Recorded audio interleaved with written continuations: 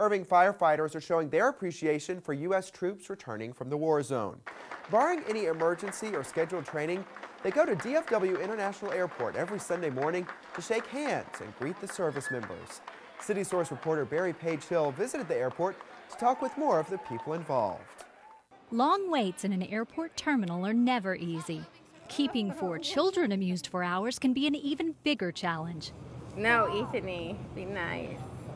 But for the Blackman family of Fort Hood, Texas, spending the pre-dawn hours huddled around a table in DFW's International Terminal is definitely worth the wait. Like countless other military families, Laura Blackman and her children are awaiting the arrival of soldiers returning from Iraq and Afghanistan. The family is waiting for a friend, also stationed at Fort Hood, to return to Texas. Although the family is excited that their dad's Army buddy is arriving today, they look forward to the day when their own military man will be coming home. Excited, very excited. I can't even begin to describe how I'm going to feel. A member of the U.S. Army's Fox Company 227 Aviation Regiment, Mrs. Blackman's husband Joseph is on his second tour of duty to the Middle East. This time her husband has been deployed for 8 months. It's hard not having the other parent there and doing it by yourself, but we try to keep busy and go on little mini vacations and, visit family and stuff to kind of not strangle each other. Each day at DFW, families like the Blackmans wait for the planes that will bring their loved ones home. But in Dallas-Fort Worth, the military families rarely wait alone. Hours before a scheduled flight, folks start filing into the airport, armed with American flags and goodie bags. On any given day, hundreds of well-wishers arrive at the international terminals to greet America's enlisted as they return to the States. Hi. Scout troops gather, along with members of local motorcycle clubs. Corporate volunteers stand alongside retired military. The volunteer greeters show up at the airport to pay their respects and show appreciation to the men and women who serve. God bless the USA. Irving resident Mickey Watson has been on hand for many military arrivals at DFW. As a volunteer with DFW Airport Ambassadors, the 62-year-old Navy veteran spends every Sunday morning at the airport. Mr. Watson and other ambassadors donate their time to assist and welcome travelers from around the globe at one of the world's busiest airports. The World War II veteran has witnessed many happy reunions. He's also seen lots of soldiers say their goodbyes at the departure gate. Kind of makes you cry when they have to go back. And they do that at Terminal B in the afternoon about noontime each day. That same number has to go back, so come in.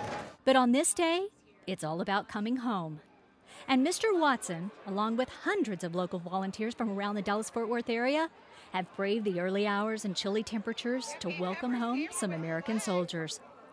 The Blackman family waits for the announcement that the flight from Kuwait is finally on the ground. Okay, at this time, if you're a family member or if you're here to pick up an individual service member, if you'll go ahead and head down toward the front, we'll put you down where you can get to your loved one first. And we thank you so much for your sacrifice while they're serving. Donna Cranston, a representative of the Defenders of Freedom organization, helps coordinate the military flight arrivals and tells airport greeters what to expect when the troops arrive. Once they get to Kuwait, it takes them 22 hours to get here to Dallas-Fort Worth. If they can get on a plane here in 45 minutes to get out of here, that's exactly what they want to do after a 22-hour flight. But their main goal is we want to get home to our loved ones. Having volunteers on hand to meet the troops makes for a much happier homecoming.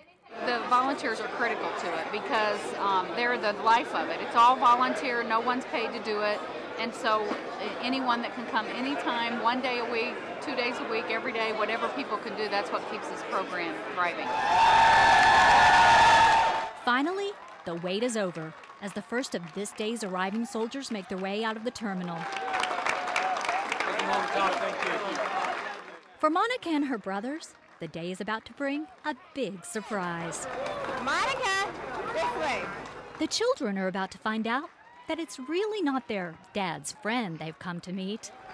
He's right there. After 8 long months, Joseph Blackman is coming home.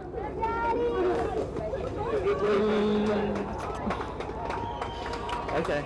Like the other 186 passengers on his flight, Sergeant Blackman is just glad to be back with his family. Is that for me?